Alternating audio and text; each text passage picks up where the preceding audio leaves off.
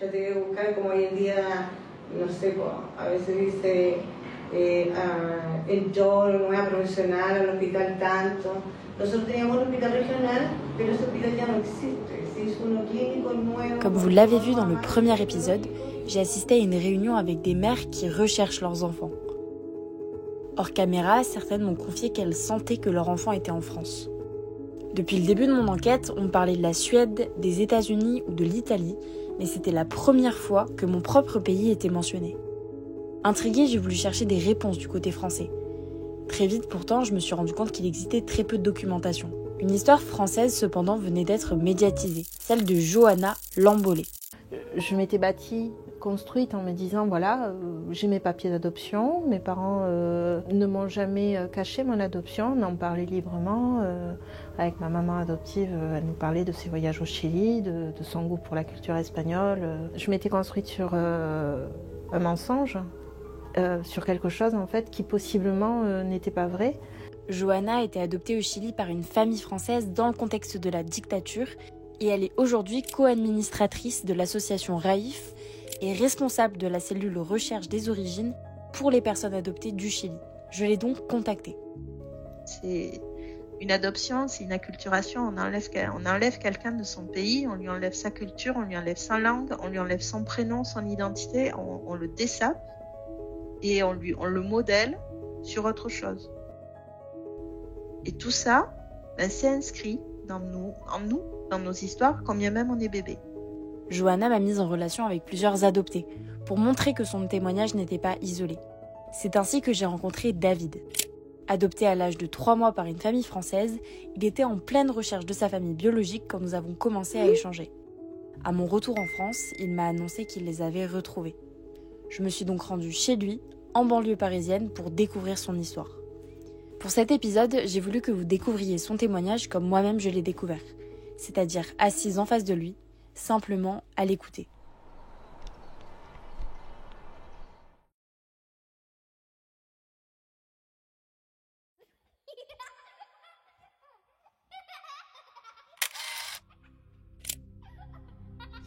Alors, tout d'abord, j'ai toujours su, donc ça n'a pas été un secret. Mes parents m'ont adopté, ils ne sont pas partis au Chili, c'est des religieuses en fait qui ont fait la démarche de nous retrouver, de nous chercher, moi et ma sœur, et qui nous ont amenés en fait du Chili à Orly, en passant par Buenos Aires et par Dakar. Et donc c'était fin août 1979. Après, je suppose que j'ai grandi comme tout enfant français, j'ai pas vécu de différence du fait de mon adoption. Les différences que j'ai pu percevoir, c'est plus par rapport aux autres, c'est-à-dire notamment à l'école, primaire, en maternelle, où effectivement les enfants faisaient plus des différences, en tout cas me faisaient voir que j'étais différent de mes parents, de ma famille biologique. J'ai grandi avec une sœur également adoptée au Chili. Ouais. Alors je pense que réellement ça a joué aussi bien pour, alors je ne vais pas parler en son nom, mais en tout cas pour elle et surtout pour moi, c'est-à-dire que j'étais pas seul, du coup, même si on en a pendant des nombreuses années jamais réellement parlé ensemble, on ne s'est pas posé pour parler de nos adoptions, mais on le vivait au quotidien tous les deux, et donc du coup ça a été certainement une adoption plus facile aussi, mais sinon moi en termes d'enfance je l'ai vécu comme je suppose tout enfant français dans une famille française, parce que j'ai une famille effectivement très grande, très large, très aimante, et du coup aucune différence n'a été perçue en fait, ouais, durant mon enfance. Donc on va dire que c'est une enfance très heureuse. J'ai toujours été intéressé par mes origines, par la connaissance du Chili, par son histoire, par sa géographie, tout ça, ça m'a toujours intéressé. Et mais ce qui a motivé effectivement mes recherches de façon plus poussée réellement, c'est il me semble en 2019-2020 quand j'ai commencé à apprendre un petit peu des situations des adoptions illégales qui se sont passées au Chili dans un contexte vraiment global sous la dictature, et je me suis posé la question de savoir mais pourquoi moi je ne ferais pas partie de ces enfants-là, pourquoi je serais l'exception en fait. Et du coup à partir de ce moment-là je me suis rapproché d'associations, de fil en aiguille. J'ai transmis mes données, mes infos, mes documents pour qu'on puisse me donner quelques infos sur le process de mon adoption, si elle semblait être légale ou illégale, en tout cas d'après les quelques infos que j'avais. Et puis par la suite, c'est vrai qu'il y a eu des infos que j'avais pas, ou peut-être que j'avais pas retenu, le fait que j'avais pas les mêmes prénoms quand je suis arrivé en France, le fait que mon nom de naissance ne soit pas sur mon acte de naissance, mais que ce soit mon nom d'enfant adopté. Voilà, jusqu'à présent, c'est quelque chose sur lequel je m'étais pas penché. Et vers 2019-2020, effectivement, je me suis dit, ouais, c'est quand même curieux, il y a des choses qui sont pas claires. J'ai mon passeport de naissance. Voilà, l'adoption plénière. Alors, le plus important, je pense, pour moi et pour ma sœur, mais surtout, voilà, c'est notre carnet de santé. On a notre carnet de santé de naissance avec nos noms de naissance. C'est les seules traces, en fait, qui nous permettent de relier notre histoire, notre filiation biologique.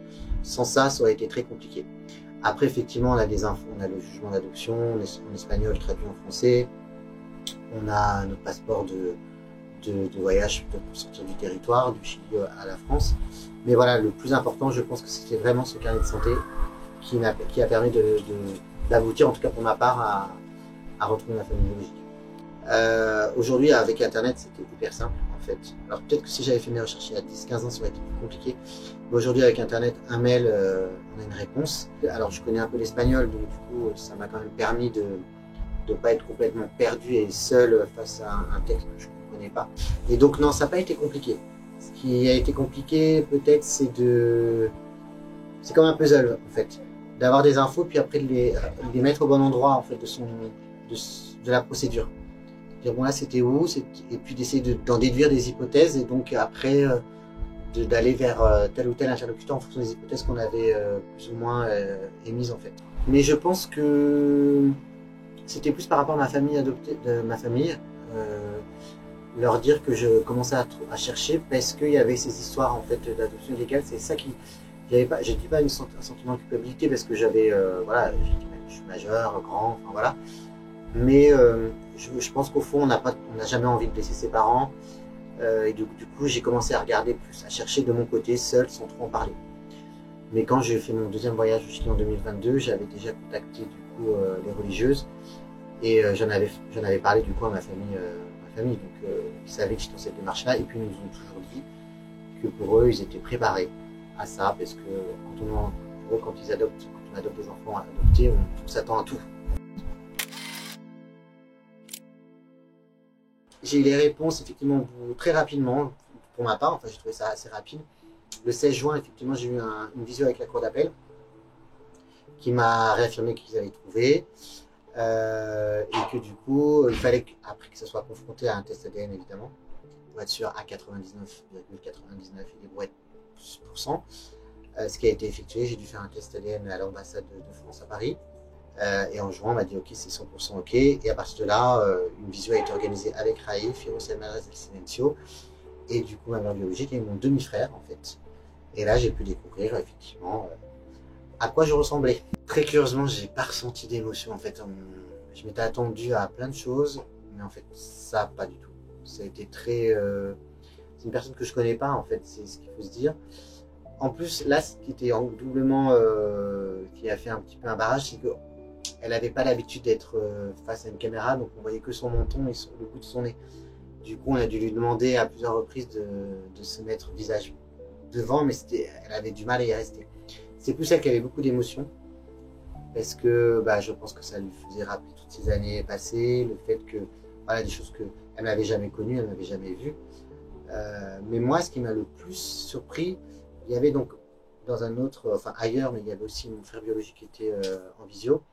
Je l'ai vu très fermé, en fait, et je me suis dit, oulala, qu'est-ce qu'il pense de moi? J'avais un peu peur de son retour. C'était plus lui, en fait, parce qu'au final, face à ma mère biologique, j'avais pas d'émotion particulière, en fait. Alors après, par la suite, effectivement, donc Johanna, qui fait partie de Raif, nous a donné chacun nos contacts téléphoniques sur WhatsApp.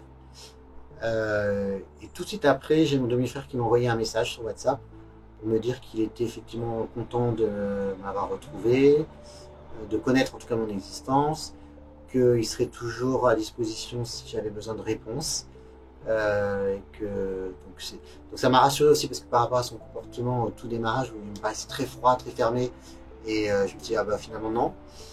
Et alors par rapport à ma mère biologique, je crois que c'était en semaine, et le dimanche, elle a essayé de m'appeler. Du coup, il y avait du monde à la maison, donc j'ai pas pu décrocher. Et donc après, je l'ai rappelé, et elle m'a parlé un petit peu. C'est comme ça qu'on a commencé à créer du lien, si on peut dire. Elle m'a raconté un petit peu le contexte, l'histoire, où elle vivait, enfin voilà, après tout, un peu sa vie, etc. Mais sans aller trop dans les détails, mais vraiment sa vie de façon générale. Et depuis, c'est vrai que, alors avec elle, je vais essayer de l'appeler, ou elle va essayer de me recontacter une fois par semaine, voire une fois tous les 15 jours.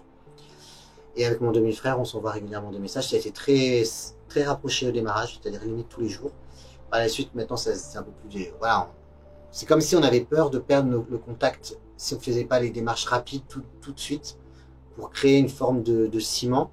Mais maintenant qu'il est un peu établi, on se permet de se rappeler une fois toutes les semaines, une fois tous les 15 jours, voilà.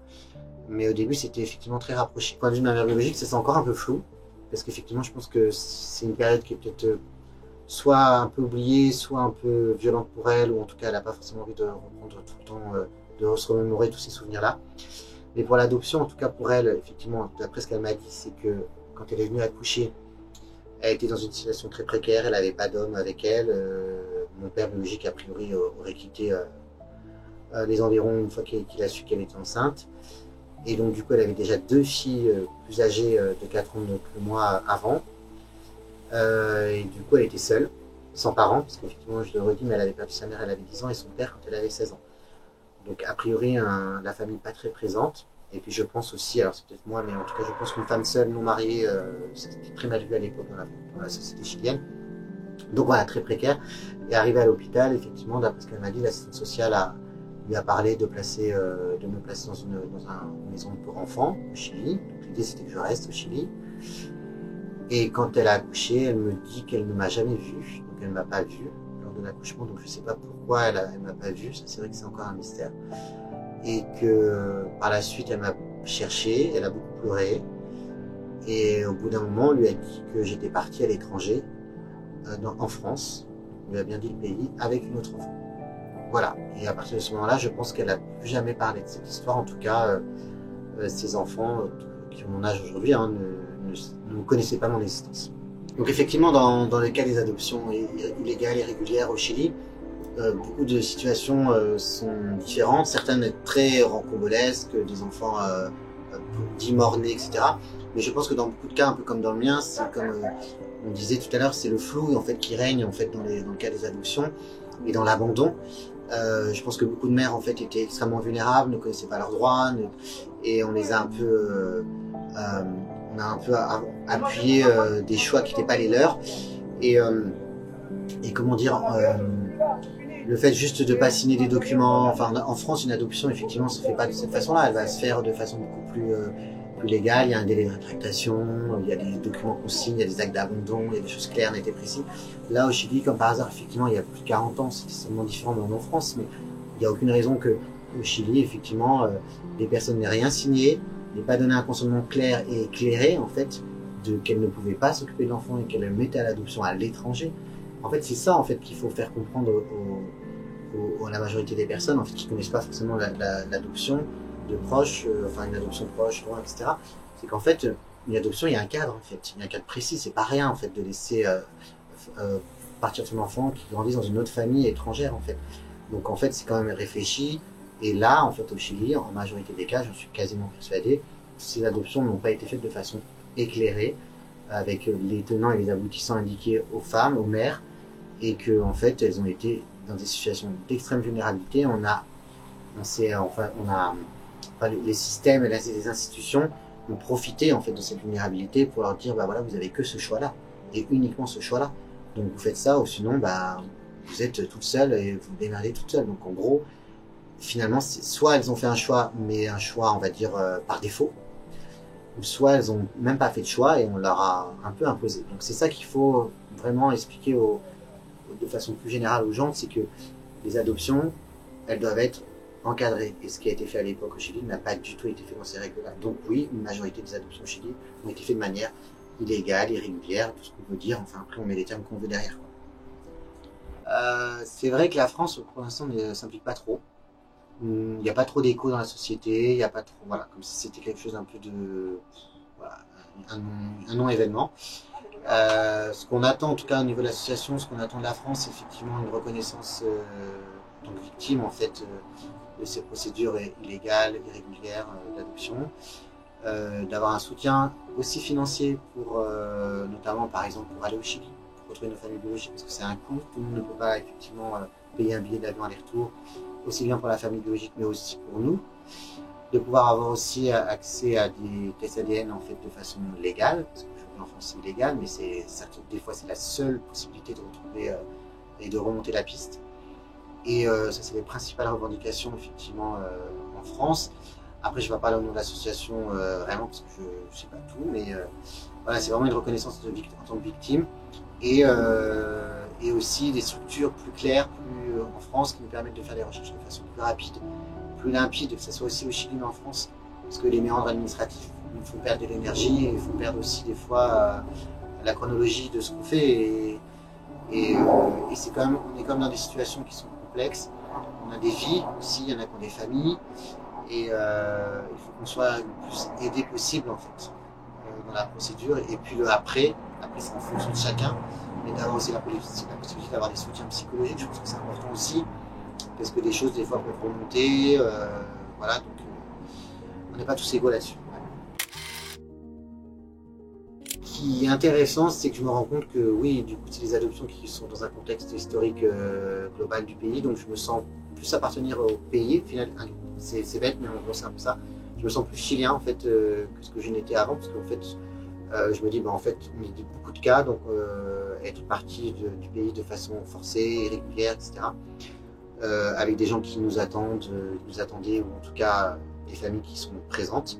Donc on se sent, en tout cas moi personnellement, je me sens, alors je dirais pas chilien, mais en tout cas, je me sens légitime en fait, voilà. Alors que jusqu'à présent, je me sentais pas vraiment légitime, j'étais un peu, on va dire, le cul entre deux chaises, quoi. C'est-à-dire que j'étais français certes, mais des fois on me resituait mes origines. Et puis il faut savoir, quand on est adopté, on va chez le médecin, on demande des antécédents médicaux, ben on les a pas, parce que forcément on peut pas.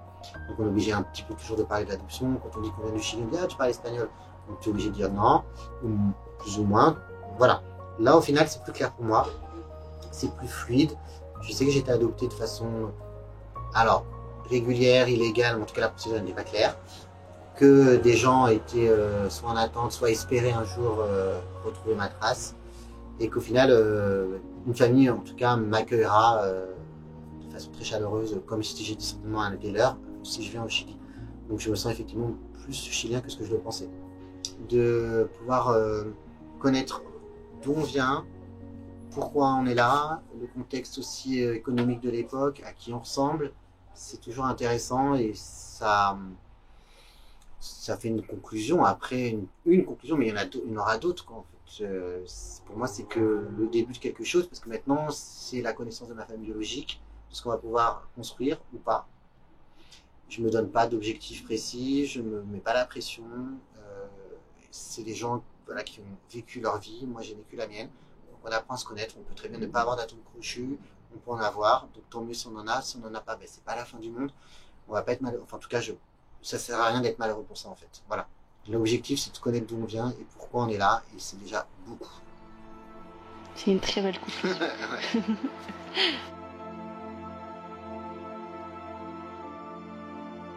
C'est le début d'un nouveau chapitre pour David et la fin de ce reportage consacré au bébé volé du Chili. À travers son histoire, vous l'avez vu, ce sujet est d'une complexité immense. Chaque parcours est unique, chaque témoignage porte une douleur singulière. Et ce qui revient toujours, c'est ce mal-être profond lié à la séparation qui ne disparaît jamais vraiment, même lorsque les retrouvailles ont lieu. En 2 épisodes, je n'ai pu aborder qu'une partie de cette réalité.